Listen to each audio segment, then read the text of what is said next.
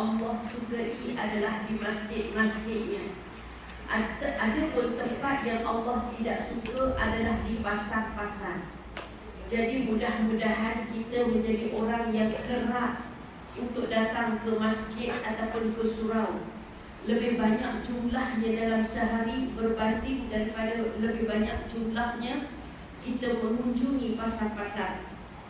Dan bila kita berada dalam majlis ilmu, hari ini diibaratkan sebagai majlis ilmu dan juga diibaratkan oleh Rasulullah sebagai taman-taman syurga. Maka Rasulullah SAW sebut dalam sebuah hadis, la yaqudu qaumun yadhkuruna Allah azza wa jalla. Tidak akan duduk mana-mana satu kaum pun melainkan mereka itu duduk kerana mengingati Allah Subhanahu wa taala. Jadi hari ini kita berada di ruangan masjid, kita datang berpagi-pagian, kita duduk di sini, tak lain dan tak bukan adalah kerana Allah. Bukan kerana nama, bukan kerana nak sarapan lepas ni, bukan kerana ustazah yang mengajar, tapi kerana kita duduk di dalam ruangan ini adalah kerana Allah. Tapi kerana ada juga yang datang kerana ustazah. Kerana ustazah pun kerana Allah juga. Sebab apa? Sebab nak tahu ilmu kerana Allah. Tapi ada orang yang sebab dia datang majlis ilmu itu kerana penceramah selebriti. Tapi kalau tak kerana penceramah selebriti, dia tak datang. Dia pilih macam tu. Sebut saja penceramah selebriti, dia datang sebab apa? Selalu duk tengok dalam televisyen. Hari ni nak tengok sendiri. Jadi itu sebab bila balik daripada majlis ilmu, isi kandungan yang penceramah itu sampaikan, dia tak dapat. Tapi yang dia dapat apa dia? Comelnya orangnya, kecil-kecil je. Lawak ustaz tu ya. Yang dia dapat ayat-ayat lawak. Tapi isi kandungan teguran nasihat dia tak dapat. Kerana apa? Kerana niat dia kena betulkan. Baik. Rasulullah sebut la yaqudu qaumun, takkan duduk satu-satu kaum itu, satu-satu puak, satu-satu kumpulan, tak lain dan tak bukan untuk mengingati Allah. Hari ini kita berada dalam majlis ilmu sebab apa? Sebab kita nak tahu sahbatan halal haram boleh tak boleh. Supaya kita buat sesuatu itu, kita tahu yang mana sah, yang mana batalnya. Bila kita buat sesuatu itu, kita tahu mana halal, mana haramnya. Itu tujuan kita. Dan bila itu tujuan kita, apa yang kita dapat? Illa hafazhumul malaikah. Pertama, kita akan dapat payungan para malaikat, naungan para malaikat. Bila sebut payungan dan naungan para malaikat, bukan bermakna kejap lagi hujan, tak payah pakai tak payung main. Sebab apa? Tak apa, malaikat payung aku dah confirm tak basah. Bukan. Kita mendapat lindungan payungan para malaikat. Mudah-mudahan malaikat menjadi saksi kehadiran kita hari ini, dan mereka akan berhujah di padang mahsyar kelak bahawa kita menggunakan masa, usia, tenaga yang ada untuk mencari redha Allah. Itu yang pertama. Yang kedua ialah wa ghasyiyatuhumur rahmah, akan dilimpahkan kasih sayang Allah. Ini poin yang kita harapkan. Kita datang majlis ilmu ini untuk kita dapat kasih sayang Allah. Kadang kita ni beria mencari kasih sayang manusia. Sedih, kecewa sebab tak dapat kasih sayang manusia. Dan kita dah tak tahu dah macam mana cara nak buat supaya kita dapat merebut kasih sayang manusia itu. Tetapi sebenarnya kita terlupa bahawa pemegang kasih sayang itu adalah Allah. Jadi ambil dulu kasih sayang Allah. Itu sebab jawapan kenapa, mengapa kita sertai majlis ataupun program ataupun apa saja nak nama, majlis ilmu ataupun majlis tadarus. Bila orang buat tadarus, kita hadiri majlis tadarus. Bila orang buat kuliah, kita hadiri majlis kuliah. bila datang solat berjemaah kita hadiri majlis solat jemaah tadi, sebab kita nak dapatkan kasih sayang Allah. Itu poin dia. Kita kena tahu sebab apa orang buat majlis tadarus, majlis khatam Quran, majlis zikir-zikir, majlis salawat, kita nak join. Sebab apa? Sebab kita tahu bahawa bila menghadiri majlis itu automatik diiktiraf sebagai majlis mengingati Allah. Dan bila dia diiktiraf sebagai majlis mengingati Allah, maka itulah berjaya wa ghasyiyaskumur rahmah, berjaya mendapat kasih sayang Allah. Bila berjaya dapat kasih sayang Allah, insya-Allah beres dalam bab kasih sayang manusia. Yang ketiga ialah wa nazalas alaihimus sakinah. Bila kita hadir dalam majlis-majlis mengingati Allah, tak kiralah majlis ilmu pengajian ke, tadarus ke, ataupun apa lagi, khatam Quran ke, majlis baca Yasin ke, majlis salawat ke, apa sajalah, yang mana motif utamanya ialah untuk menyedarkan diri kita tentang dosa pahala ke, menyedarkan diri kita mana yang kita nak buat terbaik dalam hidup kita. Itu motifnya. Maka berjaya Allah turunkan dalam jiwa kita wa nazalas alaihimus sakinah. Allah akan turunkan ketenangan. Rasa tenang. Baik. Tenang tu macam mana? Walaupun ada masalah banyak sekalipun, tapi taklah sampai serabut, stres, naik darah tinggi, teruk kecil manik, tapi jiwa tetap tenang. Masalah banyak tak? Banyak. Tapi hati entahlah, tak ada gusar, tak ada gundah gelana, tak ada tertekan, tak ada. Itu sakinah, ketenangan. Yang keempat ialah bila kita hadir majlis-majlis yang mengingati Allah ni, wa zakarahumullahu fi man 'indahu. Allah akan sebut nama-nama kita ni di sisi para malaikat Allah. Tengok tu hamba-Ku nama sekian. Dia membebankan, menyusahkan diri dia berjalan kaki ke, dia menyusahkan diri dia dengan naik kenderaan ke, untuk datang cari majlis untuk mengingati Allah. Allah akan sebut nama-nama kita ni, disebut oleh Allah Subhanahu Wa Taala. Itu sebab perempuan, kenapa dan mengapa kita ni nak cari majlis ataupun perkumpulan yang mengingati Allah Subhanahu Wa Taala. Boleh kita duduk seorang-seorang berzikir seorang-seorang, boleh. Boleh kita duduk baca Quran seorang-seorang, boleh. Tapi boleh juga kita duduk buka handphone tengok YouTube agama seorang-seorang, boleh. Tapi kenapa kita ni bersusah-susah berkumpul-kumpul beramai-ramai, lepas tu pula sakit pinggang pula tu nak bangun lepas ni. Ada yang sakit lutut nak bangun pula kena ambil masa 5 minit baru boleh berdiri tegak. Tu tak campur lagi dengan kebas-kebas lagi. Kalau di rumah perempuan tengok YouTube agama sambil baring atas katil pun boleh, baju kelawar pun boleh, tutup, tak ada lemuk, tak ada kebas apa pun. Last YouTube tu tengok kita. Tapi kenapa kita hari ni bersusah-susah datang sini, tinggalkan tempat tidur kita, tinggalkan keselesaan kita, sebab kita nak 4 perkara tadi. Apa dia 4 perkara tadi? Iaitu kita mendapat payungan para malaikat. Yang kedua ialah diturunkan kasih sayang Allah. Yang ketiga ialah diturunkan ketenangan. Dan yang keempat ialah Allah sentiasa sebut-sebut nama kita. Baik, perempuan yang kasih sekalian, InsyaAllah hari ini dah minggu-minggu lepas Ustazah mukadimah panjang sangat dah, sampai kitab Riyadhus Shalihin pun tak sempat baca. Okey, hari ni kita patah balik ke kitab Riyadhus Shalihin, hadis nombor 2, muka surat 71.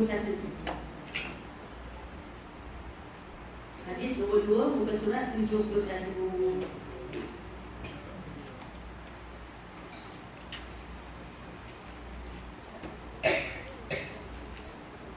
Wa'an Jabir radhiyallahu anhu, daripada Jabir semoga Allah redha ke atasnya, qala, berkata, qala Rasulullah sallallahu alaihi wasallam, telah berkata Rasulullah sallallahu alaihi wasallam.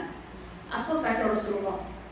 Mathalus salawatil khams, perumpamaan sembahyang 5 waktu.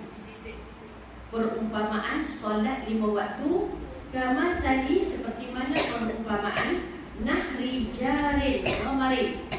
Perumpamaan ialah diumpamakan nahri, air sungai, jarin yang mengalir, ghamrin yang mengalir, ghamrin ala babi yang mengalir di hadapan pintu rumah ahadikum, pintu rumah kalian.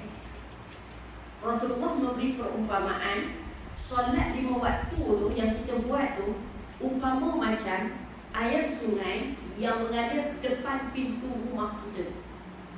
Bukan air sungai yang keruh ni, bukan. Air sungai yang jernih yang lalu depan pintu rumah kita. Bayangkan umpama macam kita buka pintu je, air sungai penuh sampai dekat dengan tangga. Okey. Yang atasilu minhu, yang mana kita boleh mandi daripada air sungai tu. Percuma ni, lalu depan rumah kita. Yang mana kita boleh mandi daripada air sungai tu kulla yaumin 5 marrat, yang kita mandi setiap hari 5 kali. 5 kali mandi. Perempuan hari ni mandi shower. Satu hari berapa kali kita mandi? Paling tinggi 3. Kalau orang yang bekerja pula balik pukul 5, pukul 6, dia 2 kali je. Pagi sebelum pergi kerja sekali, lepas tu balik kerja sekali, 2 kali. Tapi kita ni yang mungkin pencen ke suri rumah, paling 3. Tu pun bukan waktu hujan. Kalau langit mendung, hujan, memanjang, tempuh air bersejuk, nak pula air sungai perempuan. Dengan sejuk pakai tak mandi dah. Silap-silap mandi apa, nak tidur maghrib tu je, malam tu je. Sehari sekali. Ni Rasulullah kata umpama sembahyang 5 waktu ni diumpamakan macam kita mandi di air sungai depan pintu rumah sebanyak 5 kali. Maksudnya apa dia tu? Maksudnya apa daki yang tinggal lagi? Dah tak ada daki dah yang tinggal. Bukan kata daki tak tinggal, mungkin tangan kita ni macam kena sabun sunlight. Krek, tak tinggal. Nak cerita kata cuci calat ni, macam tu lah umpama Allah bagi pada kita sembahyang 5 waktu. Hebatnya tugas Allah bagi sembahyang 5 waktu ni untuk apa? Bila kita ambil air sembahyang gugur dosa. Lepas kita ambil air sembahyang apa semua gugur dosa, kita keluar daripada bilik air tu, kita nak pergi ke tempat sembahyang, setiap tapak yang kita jalan tu gugur dosa. Itu sebab siapa yang nak solat di masjid, ambil wuduk daripada rumah. Sebab apa? Sebab pengiraan gugur dosa tu dia bermula daripada di mana kita ambil air sembahyang. Kalau Ustazah tak boleh lah, Ustazah tak tahan wuduk. Itu sebab saya ambil wuduk di masjid. Bab tahan wuduk tak tahan itu nombor 2. Yang nombor 1 dia kita ambil wuduk dulu daripada rumah tu. Lagi jauh jarak kita, lagi lambat nak sampai di masjid, itulah tempoh masa digugurkan dosa. Sampai masjid, batal, nak renew balik, tak apa, renew lah balik. Tapi kalau di rumah kita sembahyang di rumah kita pula, sejauh mana Ustazah tak katalah keluar daripada tandas, pusing ke dapur, masuk bilik sana, masuk bilik ni, sampai balik, masuk ke tempat yang kita sembahyang, lingkung habis satu rumah. Tapi kalau larat nak buat macam tu, buatlah. Tapi nak cerita kata setiap langkah kaki kita nak pergi ke tempat solat dalam rumah kita tu, semuanya dikira oleh Allah sebagai gugur dosa. Kita prepare, kita pakai bentang sejadah, kita pakai telepon, selagi kita tak usolli, selagi itulah gugur dosa. Dengan syarat kita masih lagi berada dalam mood untuk solat. Tapi kalau dah ambil sembahyang dah tadi, lepas ambil sembahyang, capai handphone, tengok Facebook, YouTube pula, yang tu tak dapat dah. Maksud Ustazah tadi ialah kita berada dalam mood solat tanpa ada selingan benda-benda ni. Jadi lepas kita ambil sembahyang tu, masa ambil sembahyang gugur dosa dah, kemudian kita berjalan nak tuju ke tempat solat, dalam kita persediaan untuk solat, bentang sejadah, pakai telepon, selagi kita tak start usolli, dosa gugur. Dan bila kita start usolli tu, usolli Allahu Akbar, sampailah kita bagi salam, sepanjang itu gugur dosa. Ustazah teringat dalam satu hadis Rasulullah kata apa? Seorang hamba Allah ni bila dia berdiri untuk solat, umpama dia menanggung dosa di atas dua bahu dia. Dosa ni sekarang duduk atas bahu kita, sekarang duduk atas kepala kita. Atas kepala, dosa tadi akan naik zup atas kepala dan atas bahu kita. Dan bila kita melakukan rokok dalam solat, dalam bahasa mudah ni kita kata dosa yang di bahu dan di kepala tu akan tumpah turun. Itu sebab rokok dan solatlah dengan betul. Macam mana rokok dengan solat betul, tuan-tuan? Ini cerita orang yang boleh rokok macam biasa. Rokok dan solat betul ni cara Rasulullah ialah, ini Ustazah nak tunjuk cara lah ni. Cara Rasulullah ialah bila kita rokok ni, perut tapak tangan ni diletakkan di lutut. Dan bukan macam ni je, bukan macam ni. Kalau macam ni dia bentuk macam mana? Dia bentuk macam tu. Rokok Rasulullah ialah sekiranya diletakkan kodah tu mangkuk di atas belakang Rasulullah, mangkuk tu tak jatuh. Maksudnya apa? Belakang Rasulullah ni lurus. Macam mana nak jadi belakang ni lurus? Tangan kita ni, tangan kita ni kena letak di lutut dan tekan lutut ke belakang. Dan sampai kita rasa ni, terasa urat-urat belakang ni, urat-urat belakang betis. Kalau rokok setakat macam tu je, tak ada rasa apa-apa pun. Urat tak rasa tegang, tak ada rasa apa-apa. Rokok belum tepat. Maknanya lebih daripada 90 darjah. 90 darjah, bukan lebih. Kalau lebih tu dia sampai macam tu pula. Maksudnya 90 darjah. Macam tu. Jadi bila kita macam mana nak jadi macam tu? Tangan kita ni tekan kepala lutut dan kita rasa cekam ni. Rasa cekam perut betis. Dan ada hadis Rasulullah sebut, ada orang yang rokok 60 tahun lah. Sujud sembahyang ni dia sembahyang 60 tahun lah. Solat dia 60 tahun. Lama tu. Tetapi selama 60 tahun itu Allah tak terima solat dia. Sebab apa tak terima solat dia? Kerana rokok dia tak betul, sujud dia tak betul. Jadi bagi orang yang boleh rokok macam biasa, maka pastikan jangan rokok ala-ala macam tu. Rokok ala-ala lah ni. Dia boleh buat tapi rokok macam ni. Nak cepat katakan apa? Allahu Akbar, Allahu liman hamidah. Rokok ala-ala macam ni.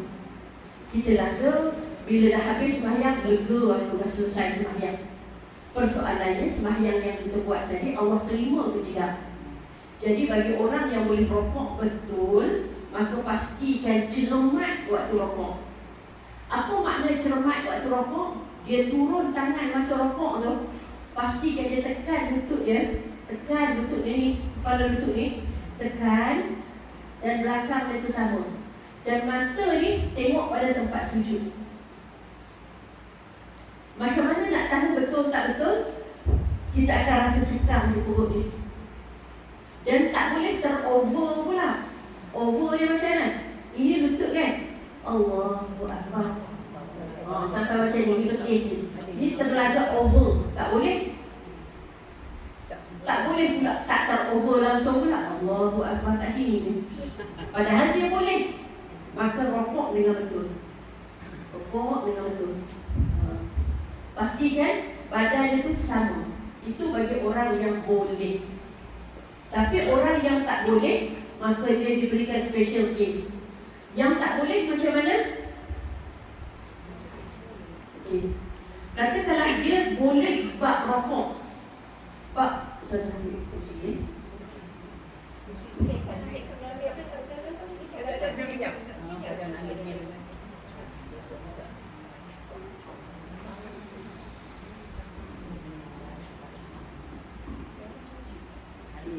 Baik. Bak orang yang sembahyang duduk atas kursi pula. Dia cerita duduk atas kursi. Orang yang solat duduk atas kursi, kalau dia tu datang awal, hak dia untuk duduk depan, itu adalah hak dia. Jangan pula mentang-mentang dia duduk atas kursi, jangan duduk atas kursi, jangan belakang kan. Jangan. Itu adalah hak dia. Cuma dari segi mungkin masjid dia nak buat, tak apa, duduk depan. Tapi yang duduk atas kursi satu geng, satu baris, lepas tu orang yang berdiri satu baris. Tetapi tak boleh buat syarat yang duduk atas kursi pergi belakang. Sebab kita tahu waktu solat berjemaah terutamanya, yang duduk di barisan hadapan pahalanya lagi besar daripada duduk di barisan belakang. Jadi kita jangan hijack pahala orang. Jadi kalau dia datang awal, memang dia nak duduk, memang dia memang semayang dekat kursi. Dan memang dia datang awal, memang itu hak dia. Cuma masjid boleh buat yang duduk atas kursi, boleh tak? Duduk sama-sama geng-geng atas kursi. Geng-geng atas kursi. Tak apa, duduk depan, tapi duduk bersama-sama geng atas kursi. Dia taklah jadi berdiri, duduk atas kursi, berdiri, duduk atas kursi, berdiri, duduk atas kursi. Saja nak bagi cantik. Okey, orang yang duduk atas kursi pula kaki kursi belakang, kaki kursi belakang kan. Dia berada, kalaulah ini merupakan tempat letak kaki orang berdiri, kaki kursi belakang sama dengan kaki orang berdiri. Ini kaki kursi belakang. Dia bukan macam ni. Dia macam ni. Jelas tak? Jelas. Okey, tapi ini sebagai teknikal. Teknikalnya apa dia? Maksudnya ialah dia boleh berubah mengikut situasi. Maksud Ustazah, kalau jemaah tu ramai, maka kena ikutlah asal dia, kaki kursi belakang. Jangan bila dia buat macam ni, okey, orang yang soft belakang ni terganggu, ajar boleh tak ajar angkat kursi ke depan? Kita dekat tak? Macam tu. Maka kita kena faham teknikal yang sebenar kat sini. Kita berdiri kat sini. Orang yang berdiri sini, orang yang duduk macam ni. Walaupun masa dia usadi, dia macam duduk ke depan sini. Okey, ini dari segi teknikal. Kenapa Ustazah kata teknikal? Ini kalau jemaah tadi ramai, di belakang-belakang pun ada orang. Tapi kalau dah sembahyang maghrib, muslimat, 5 orang tu je. Tak tambah lah. Asal sembahyang maghrib dia muslimat 5 orang je. Dia boleh buat macam ni. Sebab dia tahu belakang tu tak ada orang. Faham tak? 5 orang tu je. Mana dia ikut keadaan. Ikut keadaan. Kalau tarawih tak boleh. Sebab tarawih memang berebut tempat ni. Maka macam ni. Kalau dia tahu memang muslimat, kalau maghrib memang 5 orang ni je. Tak 5, 4. Nak kata 6 tu tak lah. Kadang-kadang 2 je. Maka bolehlah macam ni. Itu namanya Ustazah panggil tadi teknikal. Dia melihat kepada situasi. Tapi kalau nampak gaya maghrib ni, nampak gaya penuh ni, maka kembali kepada asal. Maknanya kita tengok Ustazah di belakang, kalau tak ada orang tu maknanya okey lah. Okey lah, tengok di belakang, tengok suasana dulu. Oh, belakang kosong, soft sini pun kosong lagi, sini pun kosong lagi. Buat apa orang yang datang tu nak berebut duduk belakang? Sedangkan saya dengan 5 pada sebelah ni. 5 duduk, saya berdiri, 2 ni je. Padahal berdiri kosong lagi. Kalau ada pun orang yang datang, dia akan duduk sebelah je. Tak ada keperluan pun duduk belakang. Okey, tak apalah kalau macam ni, macam ni. Faham tak? Tapi kalau dah penuh sangat, tak boleh macam ni. Maka tetap kena di belakang balik. Macam ni balik, kaki kursi. Okey, jelas ya? Jelas. Okey, ini bukan Ustazah nak tarik teknikal, tak Ustazah cerita yang sembahyang. Orang yang sembahyang ni duduk rokok dan sujud. Rokok dan sujud, dia hanya boleh duduk pada perbuatan ataupun rukun yang tak boleh buat saja. Dia boleh duduk atas kursi lah kalau kita kata, pada rukun yang tak boleh buat sahaja. Okey, sekarang contohnya, lain orang lain cerita. Dia tak sama. Macam orang demam pun, ada orang ni Panadol kena makan 2 biji, yang ni sebiji je, yang ni separuh je. Jadi lain orang lain cerita. Katakanlah cerita dia ni, dia tak boleh sujud saja. Dia tak boleh sujud. Jadi masa sembahyang macam biasa lah. Masa rokok macam biasa. Mesti macam biasa. Tak boleh menggunakan alasan dan tak sah solat. Ini Ustazah Wahid kata tak sah solat. Dia boleh rokok macam biasa. Boleh rokok macam biasa. Tak ada masalah. Tapi alasan kejap lagi sujud tak boleh. Sujud dia tak boleh. Tapi rokok dah duduk macam ni dah. Rokok dah duduk dah. Kenapa duduk ni?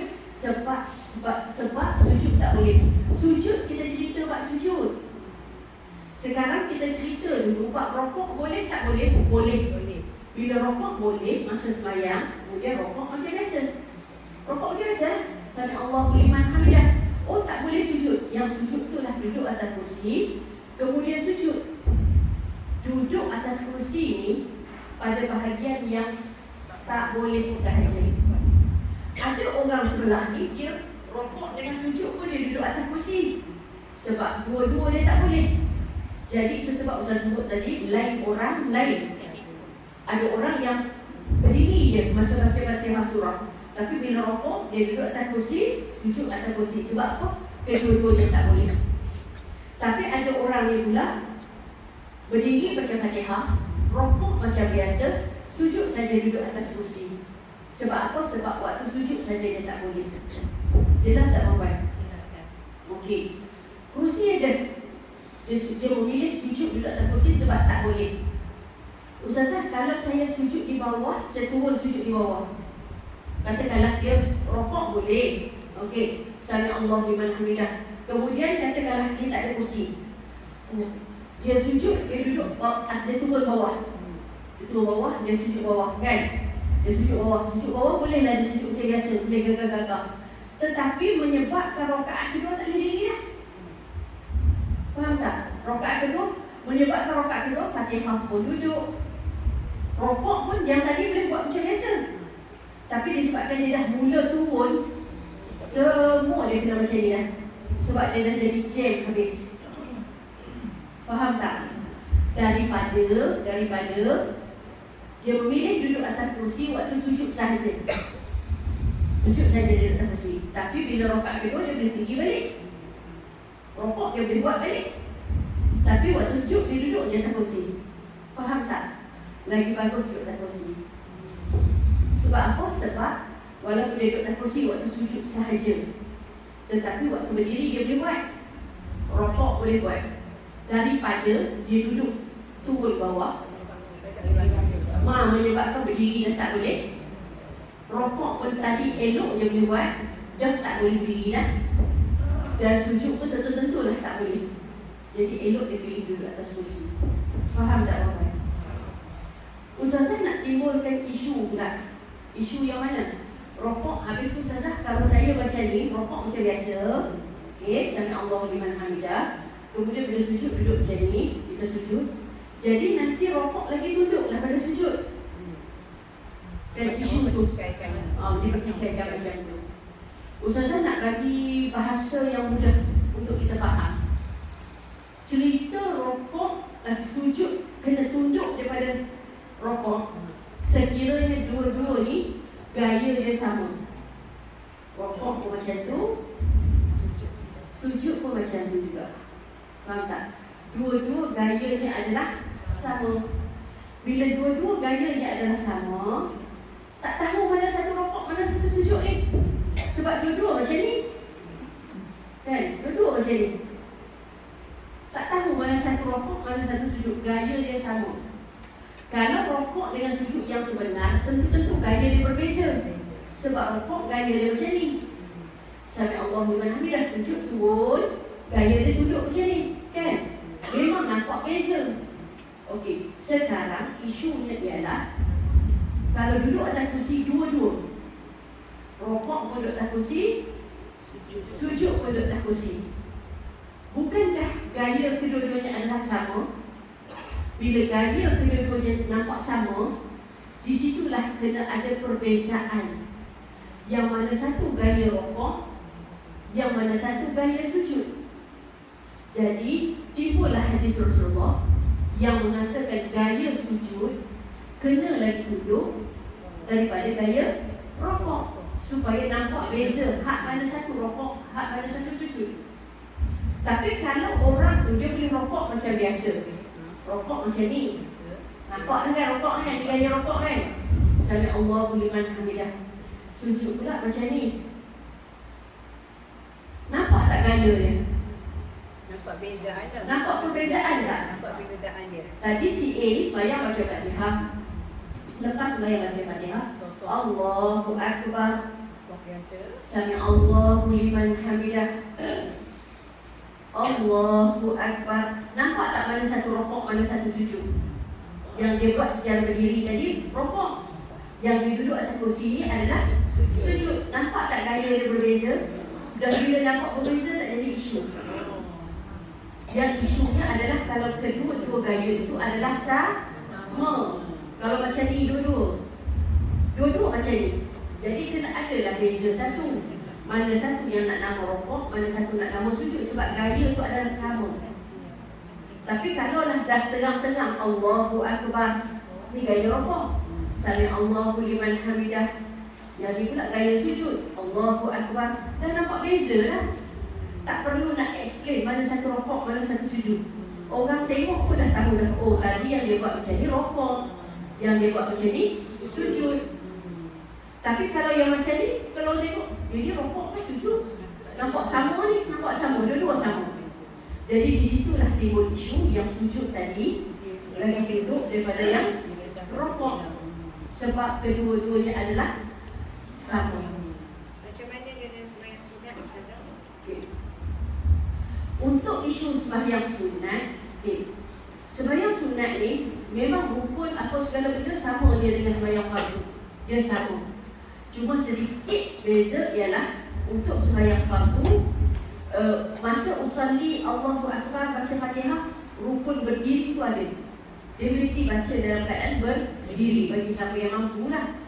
Tapi untuk sembahyang sunat tak apa, duduk pun boleh. Contohlah saya bagi contoh. Sembahyang isyak kita sembahyang berdiri, kita sihat, boleh sembahyang berdiri kita biasa. Lepas tu sembahyang ba'diyah, kita nak sembahyang usalli dalam keadaan duduk. Kita duduk bawah, contoh. Dan isyak tadi dah bagi salam semua. Sembahyang ba'diyah, usalli sudah ba'diyah semua. Allahu Akbar, sembahyang secara duduk boleh. Tetapi pahala orang yang sembahyang duduk separuh daripada orang yang sembahyang diri. Maksudnya awal-awal dah dekat dah. Dekat dah tinggal separuh. Separuh tu Allah Ma'alam lah, adakah separuh tu 100/200. Allah Ma'alam di sisi Allah. Adakah 150/300? Adakah yang kita faham selama ni kalau separuh 50/100? Wallahu a'lam. Tapi yang penting Rasulullah kata separuh. Jadi awal-awal lagi dah dekat. Contoh sembahyang tarawih. Kita dah nak sembahyang berdiri 8 je. Tapi katalah masjid dari ini nak buat tarawih sampai 20. Bila daripada 8 tu nak join juga, tapi kita sembahyang secara duduk. Boleh. Daripada tak sembahyang langsung. Maka itu kalau sembahyang sunat. Tapi kalau sembahyang sunat pun samalah. Rokok dengan sujud kalau sembahyang duduk atas kursi pun dia sama je. Rokok dengan sujud tu lagi duduk berbanding rokok. Dia sama kaedah macam sembahyang fardu juga. Satu ni saya sembahyang sunat, kita ikut macam sembahyang biasa. Bila mai rakaat kedua, kita buat 2 rakaat, nama kedua tu kita tak bangun, kita duduk tu kita baca Fatihah. Boleh? Boleh. Sama lah juga kalau sembahyang fardu. Okey, kita boleh sembahyang macam biasa. Tah macam mana silap ni kita sujud. Ustazah nanti kan duduk kat kursi ni juga. Tah macam mana silapnya bila kita sujud, dia jadi pening lalat. Dia naik tumpuk-tumpuk hitam, tah jadi macam mana bertaiku ke apa ke. Kita sihat, tadi okey je. Tapi bila kita sujud, kita bangun ke sujud lain macam je. Jadi kita tahu dah ni tak boleh berdiri. Okey, rakaat dulu kita duduk. Daripada baca Fatihah, duduk. Kita tak standby dalam kursi sebab kita boleh berdiri. Jadi tak ada dalam kursi kat kita. Kita duduk bawah lah. Daripada baca Fatihah sampailah habis, sampailah rokok, sujud, semua dalam keadaan duduk.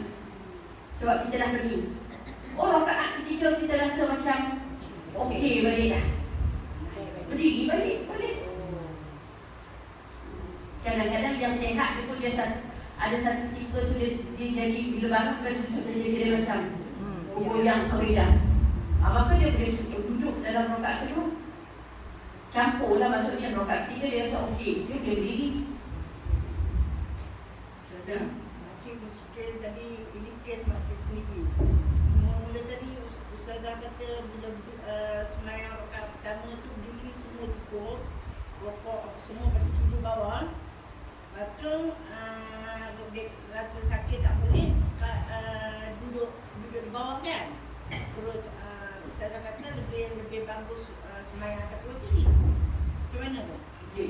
Macam ni, maksud saya macam ni. Kalaulah kita faham diri kita sendiri. Kalau kita tahu bahawa kalau kita boleh berdiri, rokok boleh buat macam biasa. Masalah kita sekarang sujud. Faham ya? Poin kita adalah sujud. Kita tahu kalau kita turun sujud di bawah, di lantai lah, menyebabkan rakaat kedua kita tak boleh berdiri dah. Faham tak? Tak boleh berdiri. Rokok pun tadi elok dia boleh buat rokok macam biasa. Tapi oleh kerana kita turun bawah, rokok pun dalam keadaan duduk dah. Sujud tentu-tentulah duduk. Faham tak isu tu? Jadi kalau kita kata kita duduk atas kursi, waktu bila? Waktu sujud. Rakaat kedua boleh berdiri balik semula. Rokok pun boleh buat macam biasa. Bermaksud yang kita tak boleh buat macam biasa tu adalah sujud sahaja. Faham tak? Kalau kita duduk atas kursi, rakaat kedua pun kita berulang tak boleh buat sujud sahaja. Rakaat ketiga pun berdiri boleh, rokok boleh macam biasa. Cuma kita berulang balik sujud saja kita duduk atas kursi. Faham tak? Rakaat ketiga pun kita boleh berdiri balik semula, rokok boleh buat macam biasa balik. Cuma yang tak boleh adalah sujud sahaja duduk atas kursi. Okey, kalau kita pilih package atas kursi, lebih bagus daripada berbanding kita pilih package atas lantai. Sebab apa? Sebab kalau atas lantai, kita sendiri tahu keadaan kita ni. Tapi kalau orang kata tak apa lah, saya boleh berdiri, tak apalah, tak termasuk dalam cerita kita ni.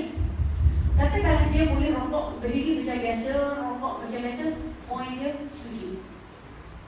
Tapi dia pilih sujud di bawah lah. Faham tak? Di bawah. Bila dia pilih sujud di bawah, dia tak boleh berkata kalau orang ni, dia tak boleh berdiri rakaat dulu. Faham tak? Sampailah bagi salam, duduk je.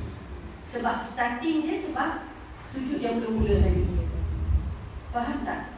Jadi pilihan yang terbaik duduk sini, tak kursi. Orang faham tak? Tapi kes makcik ni, makcik tak boleh berdiri lama. Bila berdiri lama tu dia dah tangkap dah kat pinggang ke bawah. Tapi pokok yang rakaat pertama tu semua macam biasalah makcik buat.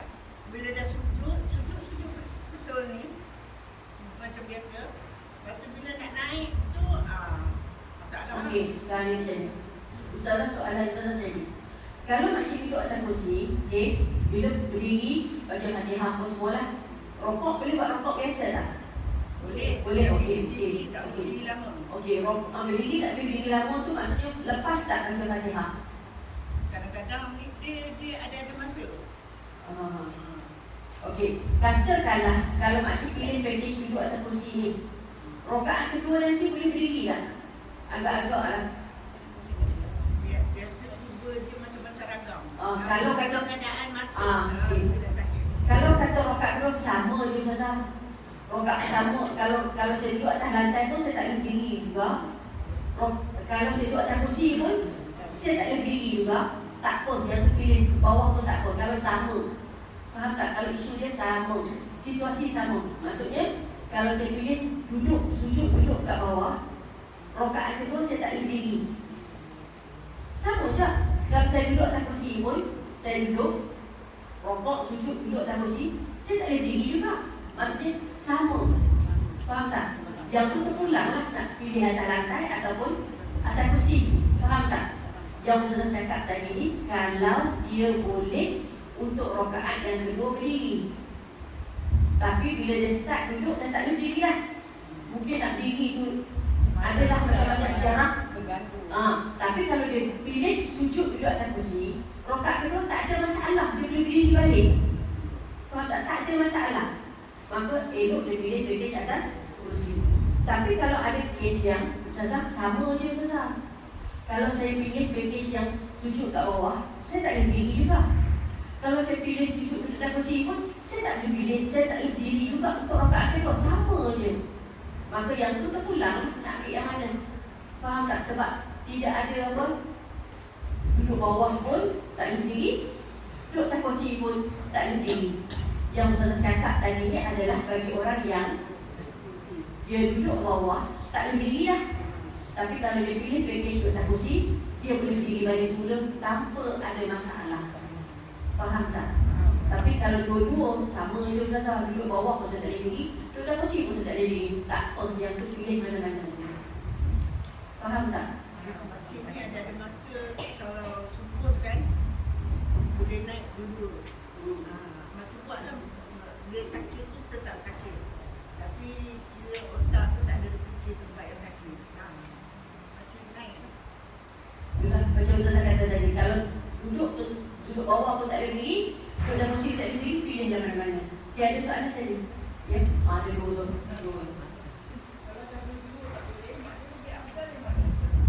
Kalau kata dua-dua, sama je Ustazah, contoh jalan sama je lah.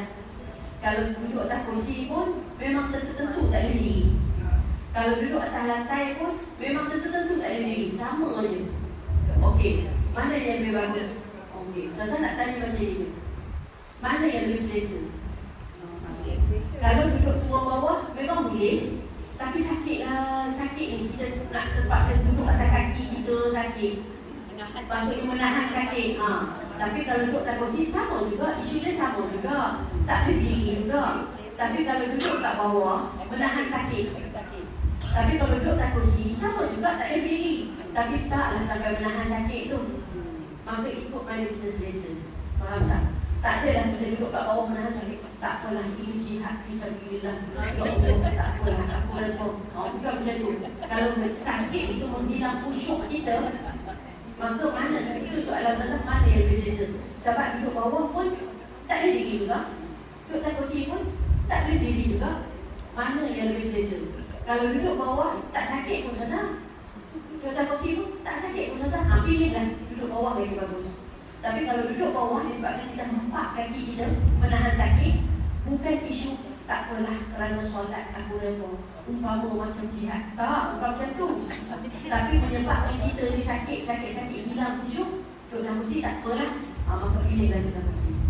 Ustazah, saya tu nak tanya. Orang yang sembahyang sempurna, daripada awal sempurna, dan bila dah sampai satu masa dia tak boleh dah buat sempurna, dah bisa duduk nak tanya, kalau dah diberi pahala itu sama ke dengan orang yang sempurna Ustazah? Okey, soalan. Bila soalan tu, kejap Ustazah nak tunjuk bukti. Ada dalam kitab Riyadhus Shalihin. Alamak, macam ni nak cari surat yang mana?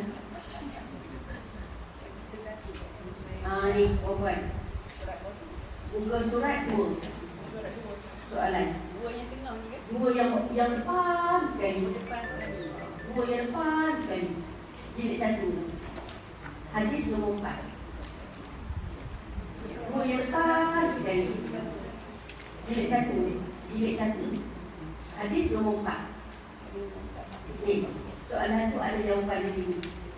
Soalannya ialah, kalau waktu kita sihat, itu sebab waktu siapa yang boleh sembahyang secara biasa, sembahyang begitu sebab kita nak belajar sembahyang betul-betul, supaya kita dapat buat mengikut kaedah yang betul, supaya bila waktu kita sakit terpaksa rokok atas kursi, rokok duduk atas kursi, bukan rokok atas kursi lah, rokok duduk atas kursi, sujud duduk atas kursi, maksudnya tak dapat buat macam biasa.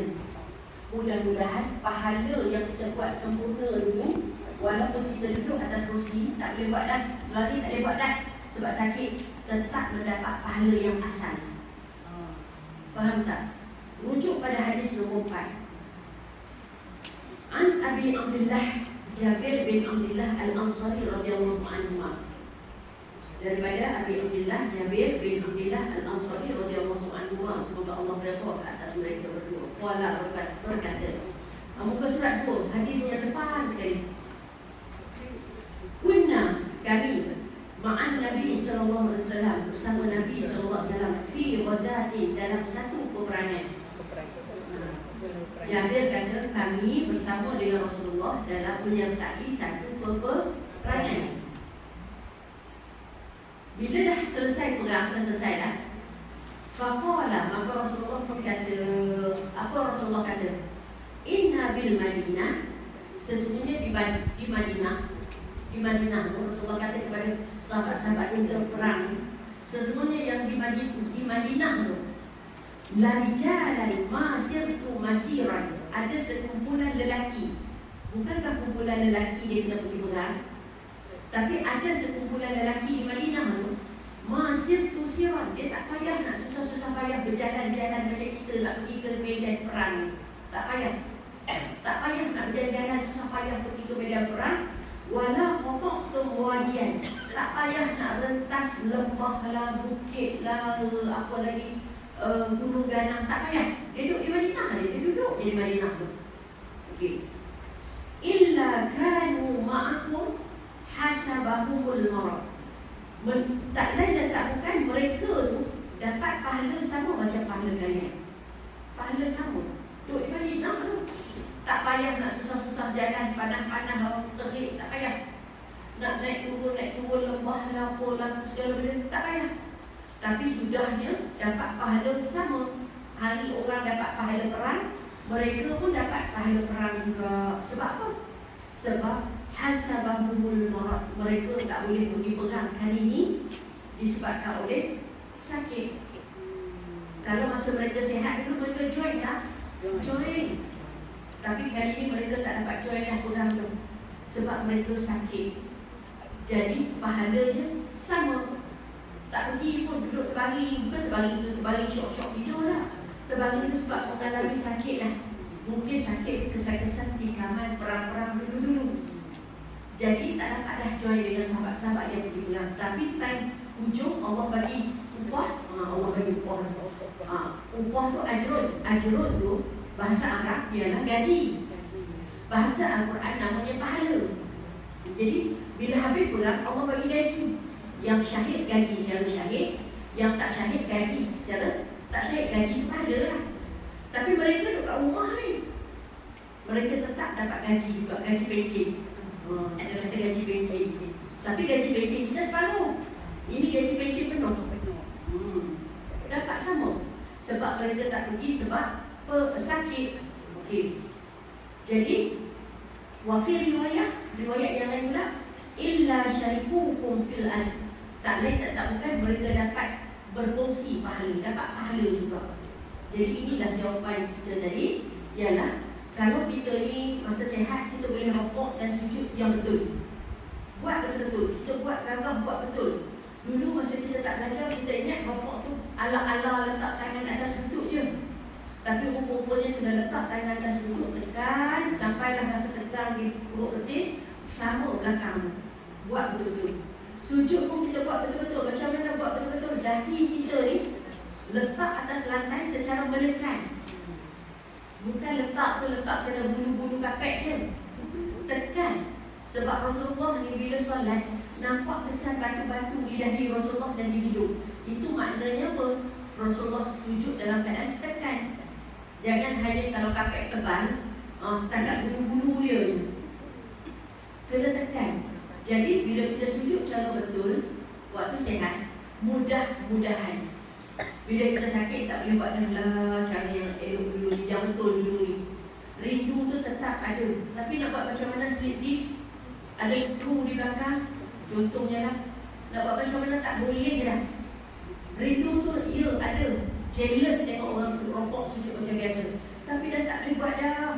Mudah-mudahan rokok kita atas kursi, sujud kita atas kursi mungkin. Walaupun di pembaringan, terpaksa baring pula rokok sujud tu dalam keadaan baring.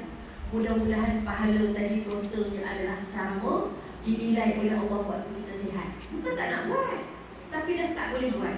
Sahabat ni pun dalam hadis nombor 4, bukan tak nak pergi pegang, tapi dah sakit, tak boleh jalan. Ada yang kaki putus dah, ada yang kesan-kesan pegang, kesan-kesan di kamar dah, tak boleh join dah. Maka tengok dia orang lain, tahu hari ni pergi pegang, rindu tu ada, tapi nak join dah tak boleh. Maka orang pergi pegang, Allah bagi gaji. Mereka yang tak pergi pegang pun dapat pahala bencin penuh. Itu istilah bahasa yang guna yang mudah-mudah. Jadi ini jawapan soalan tadi di hadis nombor 4. Terima kasih. Baik. Ya. Okey. Kita sebagian rokok sujud dalam keadaan duduk sebab tak boleh lah. Alasan tadi tak boleh. Tapi last sekali dah tak perlu nak diri dah. Kita gagahkan juga turun ke bawah. Tapi janganlah sampai memudaratkan dan menyakitkan. Maka boleh Ya. Saya semua saya nak kepastian lah. Yang saya dapat, duduk antara dua sujud tu tak semestinya melipat. Contohnya, kalau dia boleh berjalan, solat atas kerusi, dia tak. Maknanya, setakat mana yang dia boleh. Contohnya, kalau ini dia boleh, ini yang duduk antara dua sujud. Apa dia duduk atas dua sujud? Tak faham, tak faham. Kalau macam ni, saya nak kepastian saya menyampaikan kepada orang salah. Duduk antara dua sujud biasanya macam ni. Depan, tak suka. Kalau kemampuan kita, contohnya, dua bawah, kita tak boleh lipat. Macam ni. Ujung, tak boleh ujung. Okey, baik. Ujung. Duduk antara dua sujud namanya duduk iftirash. Duduk ada tiga. Duduk antara dua sujud duduk iftirash. Sama lah duduk tahiyat awal pun iftirash. Duduk tahiyat akhir tawarruk. Nama duduk tu nama duduk tawarruk. Duduk sekejap sebelum berdiri rakaat kedua, ataupun duduk sekejap sebelum berdiri rakaat ketiga, berdiri daripada rakaat ketiga sebelum berdiri rakaat keempat, namanya duduk istirahah. Dia ada tiga jenis duduk, kena tahu tu tiga jenis duduk. Duduk istirahah, duduk sekejap pada rakaat pertama, tak baca apa-apa kan, untuk berdiri rakaat kedua. Duduk sekejap pada rakaat ketiga, tak baca apa-apa, tak ada tahiyat, tak ada apa tu, untuk berdiri rakaat keempat, namanya duduk istirahah. Istirahah tu duduk rehat, tapi bukan rehat benar. Duduk rehat, duduk transit sekejap. Duduk Rabi Fili, senang kata duduk Rabi Fili, dia duduk tahiyat awal, duduk iftirash. Duduk tahiyat akhir namanya duduk tawarruk. Okey, Ustazah cerita dulu, Ustazah terpaksa pusing sebab nak nampak duduk tu. Nak duduk macam mana? Pusing macam ni. Okey, kan? Ustazah buat macam ni. Ini gaya duduk iftirash. Ini gaya duduk iftirash. Duduk Rabi Fili pun macam ni. Dan ini juga gaya duduk istirahah. Maksud duduk istirahah tu kita sujud, kita bangun rehat sekejap dan kita berdiri. Itu namanya duduk istirahah. Jadi gaya duduk Rabi Fili, gaya duduk tahiyat awal, gaya duduk istirahah macam ni. Duduk atas kaki kiri, kaki kanan ni, perut kaki kanan ni, dia tak tegak, dia bukan tegak mengenal macam tu. Dia perut kaki kanan ni dilipat. Itu duduk duduk iftirash dengan duduk istirahah. Duduk tawarruk macam ni. Ni kaki kiri ni dilipat masuk, kaki kanan macam ni. Itu cara duduk yang tepat. Okey ya? Duduk yang tepat. Okey. Jari tak dilarang bengkok lah. Okey. Jari ni bengkok. Ni bengkok. Jari ni bengkok. Allah tak nampak. Jari ni bengkok. Nampak? Okey. Yang saya tunjuk tadi adalah duduk yang tepat, yang asal. Yang tak boleh, ada orang tak boleh macam ni. Tak boleh mengingat jari bengkok tadi. Dia terpaksa lah duduk macam ni. Duduk macam ni. Duduk macam ni. Tak apa. Tapi ini ada alasan. Tak boleh. Alasannya adalah tak boleh terpaksa duduk macam ni, ataupun tak duduk macam ni.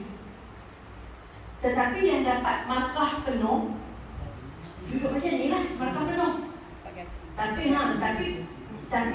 tak boleh duduk macam ni, ataupun duduk macam ni, tak apa. Tapi jangan duduk macam ni. Jangan. Makruh duduk macam ni, yang budak-budak kecil kita.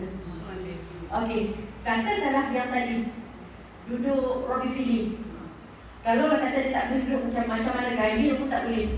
Elok dia berdiri lah kan. Dia berdiri. Rokok, sampai Allah Alhamdulillah. Nak duduk sujud, dia sujud. Bangun daripada sujud, tak boleh lipat kan. Walaupun apa saja dia nak bergerak macam ni pun boleh. Tapi apa pun pastikan kiblat tak lari. Itu je poin dia. Kalau dah kata punyalah waktu tu, bangun daripada sujud, nak bergerak atau nak pusing macam tu, dikhawatiri kiblat lari, dikhawatiri akan lari kiblat sebab pergerakan pusing sana pusing sini menyukarkan lah. Duduklah dalam sini.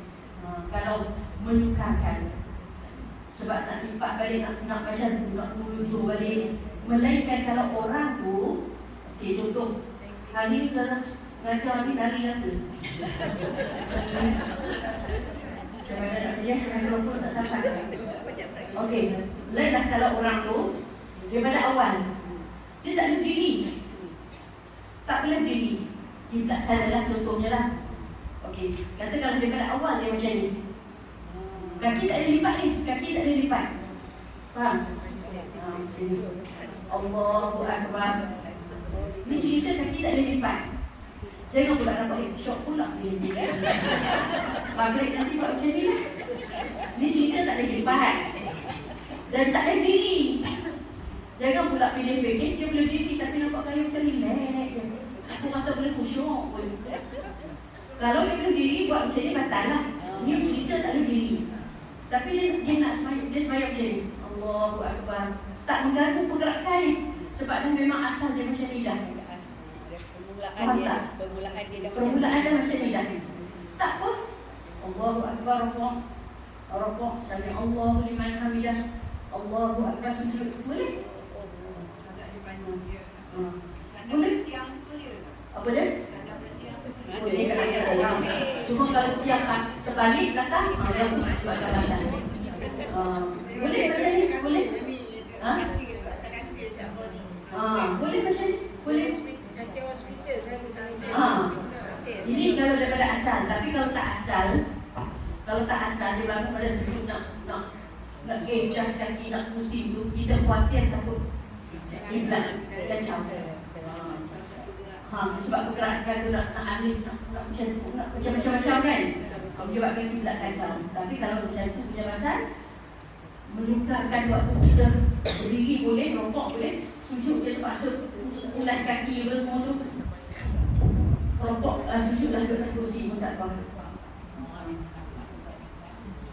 Dia tak dapat lepas sujud, dia nak turun sujud.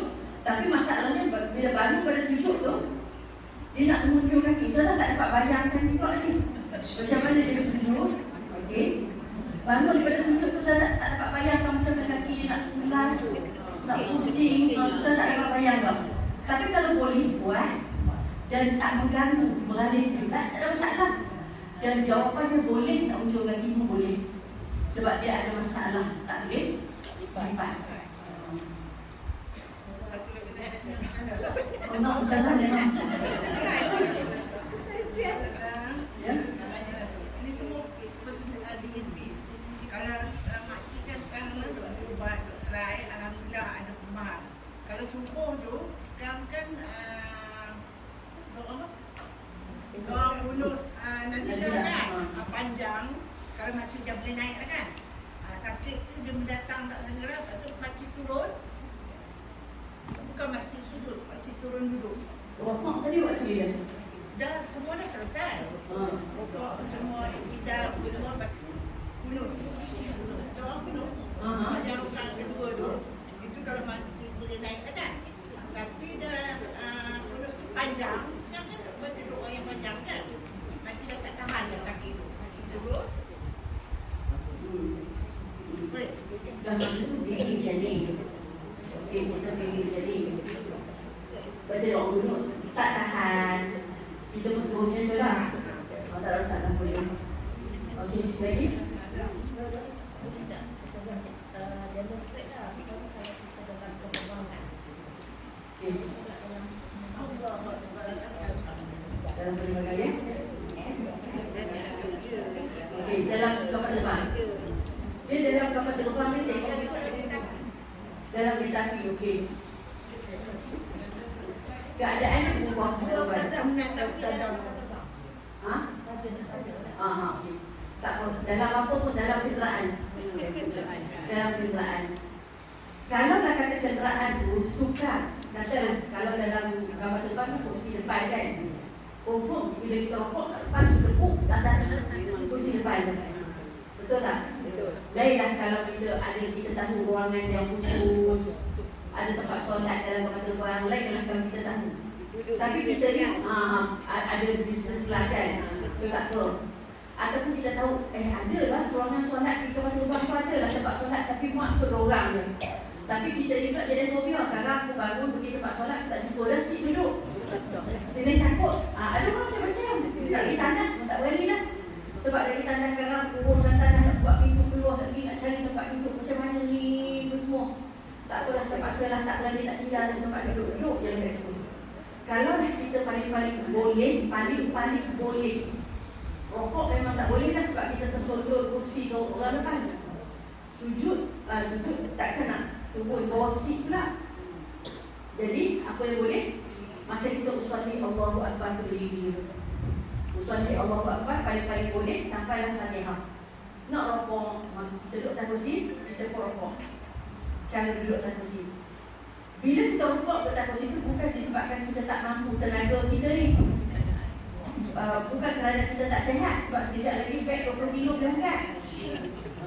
Tapi disebabkan tempat yang tak membolehkan. Tempat tu tak membolehkan. Jadi dia boleh boleh.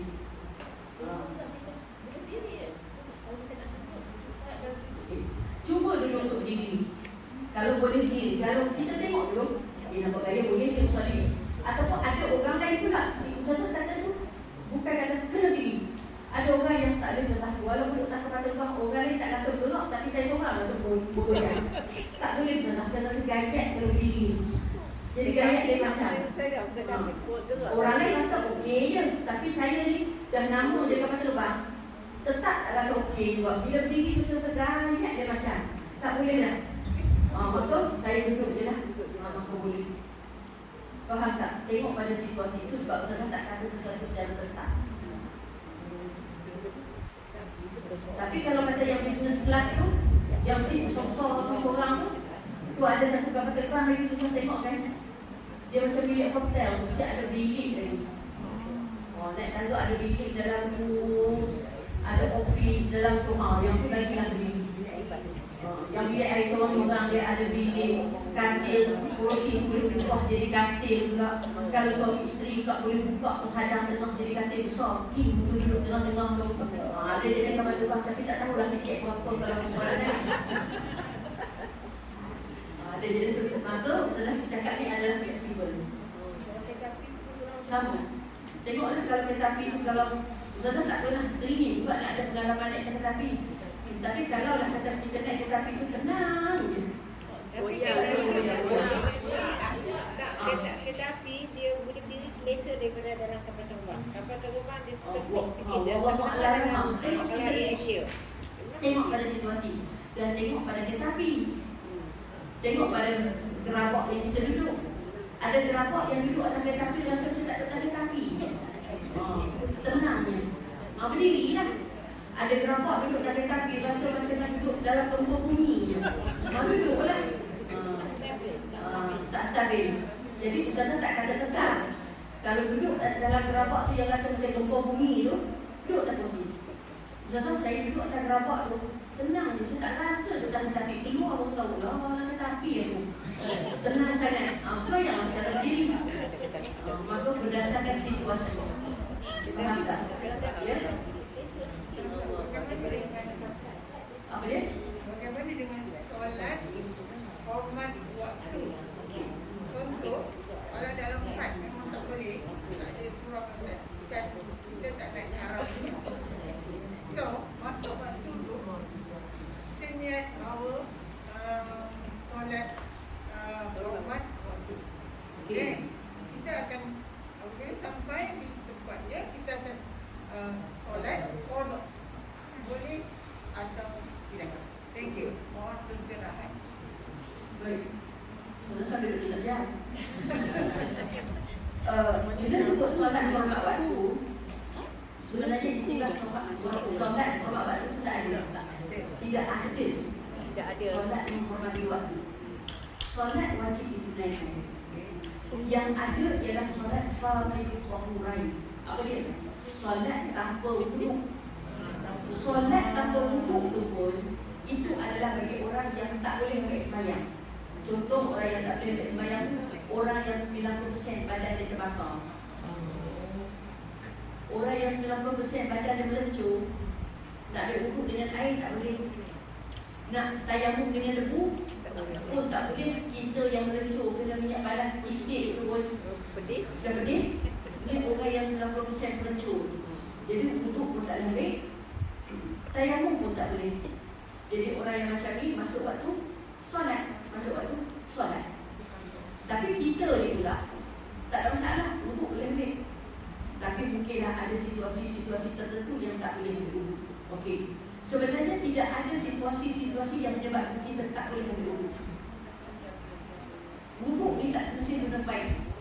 Kita tahu kita nak musafir. Okey, bila kita tahu kita nak musafir, walaupun dalam flight sekalipun, ada dua cadangan. Satu ialah standby spray kosong. Ustazah, kalau spray penuh air dekat kastam depan tu dia buang lah. Tak payahlah spray ada air. Spray kosong dulu. Habis tu spray kosong tu nak buat macam mana? Naik kapal terbang nanti, dalam waktu tu, ambillah air di tempat wuduk. Di tempat wuduk pula. Di tempat air sembahyang dia tu, di tandas dia. Ataupun tak boleh bangun Ustazah. Minta kat pramugari air mineral. Buang masuk dalam spray tu. Maka ambillah wuduk, anggota wajib saja. Buka, tangan sampai siku, kepala, kaki. Itu saja. Jadi wuduk tu, sembahyang tu tidak ada mengurangi waktu, memang sembahyang waktu dia. Dan tak perlu qada. Ustazah tak cerita secara detail cara jaga tu, tidak kena tambah sejarah lagi. Jaga wuduk macam mana pakai spray tu. Spray tak bawa Ustazah. Alas spray untuk perempuan. Tak payahlah pakai spray yang besar macam pokok bunga tu. Beli spray kat Eco tu. Itu panjang ni, panjang ni spray. Panjang ni. Panjang ni. Kecil sikit, kecil lagi pada botol mineral ni. Panjang dia sikit. Kecil lagi pada botol mineral ni. Sumpat dalam handbag kita ni. Kosong. Pakai yang tu. Ambil tu. Tak kapal terbang, tak kapal ke di mana-mana sahaja. Okey. Tapi Ustazah tak tunjuklah cara dia ni hari ni. Sambung yang ke depan Ustazah. Sambung. Tunjuk-tunjuk. Lepas tu pula, okey, cara nak solat. Tadi tak kapal terbang kita cerita dah. Sekarang kat mana yang kita kata tak boleh solat ni? Tak ada surau, tak ada masjid. Tak ada arah kiblat, tak ada arah kiblat. Okey. Bila sebut tak ada arah kiblat, kita jangan cakap kita tak tahu kiblat. Andaian kita ni, kita boleh tanya, dek, tahu tak kiblat kat mana? Dalam gambar-gambar kita tanya tu, tahu. Dan perempuan, anak-anak zaman dahulu ni boleh cari kiblat dalam dia. Dia tahu dia orang. Atas kapal terbang, di mana kita menghadap di situlah kiblat. Itu atas kapal terbang, atas kenderaan. Tak payahlah kita nak balik ke kapal terbang. Jadi, itu sebab kita tetap alih sembahyang. Okey. Itu kalau spray. Kalau tak ada spray pula, nak ambil sembahyang. Air tak ada. Boleh ke menghormati waktu sembahyang tu? Tak. Walaupun air tadi terpaksa beli. Air mineral ni, tak ada air. Pergi surau tu dia pun tak ada air. Air tak ada. Walaupun terpaksa masuk stesen Petronas special tu nak beli air mineral, wajib beli untuk ambil sembahyang. Sebab kiasannya, kalau kita dah harga yang amat, kita masuk beli tak air? Beli. Maka itu juga kalau kita berwuduk sampai kita beli. Jadi tidak ada kita solat menghormati waktu, sedangkan kita boleh solat macam orang biasa. Dan sedangkan kita boleh ambil air sembahyang.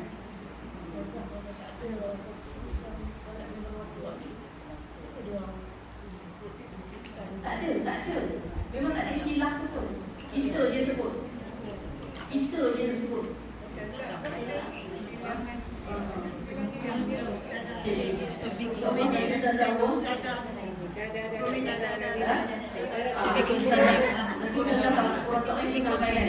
InsyaAllah video ada pertemuan dengan sebagai pelari dan sebagai pelari baru hadis nombor 1 belum pergi hadis nombor 2, 3, 4, 5 lagi. Jadi cukuplah setakat saya dapat sampaikan yang baik pada Allah yang kurang pada diri Ustazah sendiri. InsyaAllah ilmu solat, ilmu wuduk, walaupun kita 40 tahun solat, 50 tahun solat, ilmu untuk belajar solat itu namanya ilmu fardu-ain. Wajib dipelajari oleh setiap individu. Jadi untuk kita tahu, hari ini kita boleh buat solat lengkap, mungkin suatu hari nanti kita tak boleh buat secara lengkap, maka kita kena tahu. Hari ini kita ada kemudahan surau, masjid, wuduk, pipaip dan sebagainya. Kita kena tahu pula waktu di mana kita sampai di satu tempat tak ada surau masjid tepi jalan ni. dan tak ada pipe air pula, macam mana kita nak ambil sembahyang? Maka semuanya kita kena tahu kaedah-kaedah dan kena tahu bahawa Islam ni mudah. Tak semestinya syarat solat itu hanya di masjid surau, tak ada masjid, tak ada surau, sembahyang memperlukan tidak. Mesti solat itu ada pipe air yang elok. Tak ada pipe air, maksudnya tak payah berwuduk. Tidak, maka ada kaedah-kaedah. Jadi cukuplah setakat saya dapat saya sampaikan.